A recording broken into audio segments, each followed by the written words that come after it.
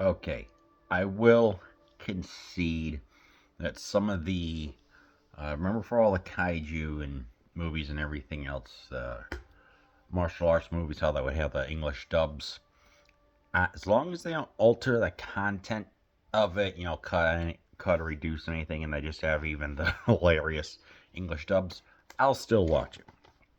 Yeah, I will concede that, especially when one watches the Mighty Peking Man, a 1978 Chinese slash Hong Kong production, 1976, that deals with a 10-story gorilla, or monkey, excuse me, that is pretty much just lives by himself and doesn't really bother anyone. But when he gets captured by a roving crew, they're trying to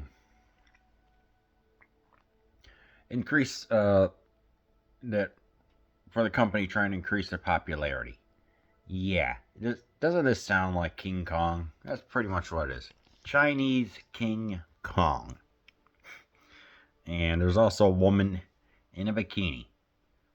Isn't that is always lovely. Here, well, I like this one. This is one where you just turn your brain off and enjoy. Let me explain. Well, because one, we've got a guy who's, yeah, got the crew going out, and we get to see some nice locales. I can't deny that. But it's what can I say? It's like we got this group going out and finding him. Saying, "Hey, okay." It's like, oh, we're going to go and we're going to leave this one person behind, and we're going to go try and fetch him. Well, the one person who stays behind meets up with the bikini-clad woman who has befriended animals, a tiger and a cheetah. Okay, which was actually pretty cool. And lo and behold, he also notices a giant, mighty monkey, the Peking Man, and people are seriously doubting, like, is he even alive or not? Well, he is.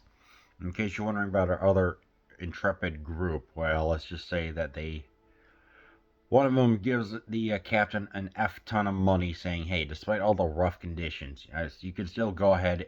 No, wait, that was after. It's like somehow they managed to capture the monkey.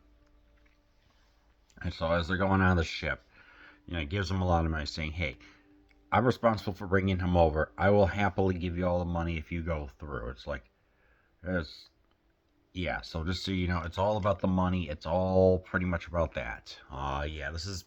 I mean, what else can I say? It's a freaking Chinese take of King Kong. The suit looks not the worst. I mean, it looks alright. It's very hairy, is what I've noticed. Of course, this is well before CG, so you can tell the suit is fine. Eventually, the monkey gets transferred and he gets brought in as a side piece, and there's a whole bunch of people looking at this um, colossal creature. And once he sees that his lady is being harassed, he breaks free and starts to go around and just cause havoc, destroying stuff and climbing buildings, going atop the tallest building in Hong Kong, and pretty much just gets annihilated.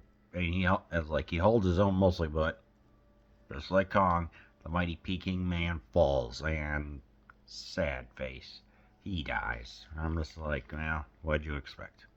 But this movie is a lot of fun. I can't deny that. It's pretty much got the same themes as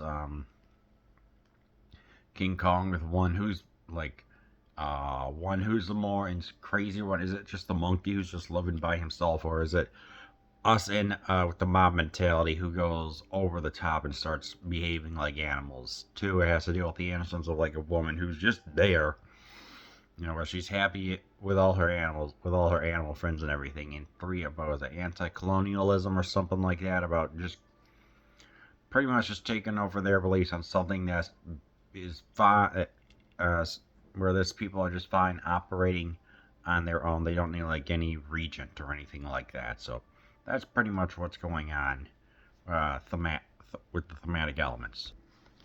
The destruction that happens with the monkey is like, yes, there is. Yes, he does go around stomping miniatures. Yes, there are miniatures. It is painfully obvious that this was made on a budget, but at the same time, effort is put into this, which I like. It's like, yes, it's a B grade movie done with effort. You know exactly what you're getting. So, the person inside was, I think, there was a Toho representative or some Japanese person who allowed himself to be lit on fire, but he didn't really sustain. Maybe sustained like bumps and bruises. That's about it.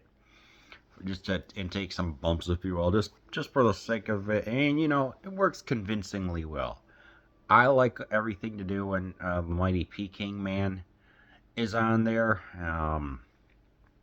Yeah, you get some decent destruction. The miniatures are actually pretty tall. I'd say at least what 6 to 8 feet, and they took the time for the buildings and for the explosions to happen on command. So that was pretty cool. I like the destruction going on there, which it does go on for what 20 minutes, I think. You get all the planes and everything, and yeah, it does get a little tiring looking at all the planes, and you're just like, oh, okay then. And you have your generic bunch of villains, which are just so stock, it's actually great.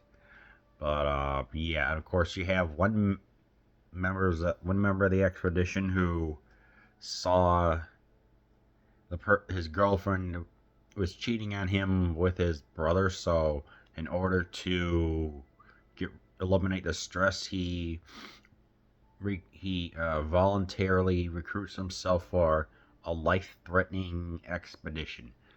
That was just so weird. I'm like, yeah. And it's a love story, a love triangle of the hero, Samantha Norman, and the monkey. Yeah, you can't make this up. I'm like, what?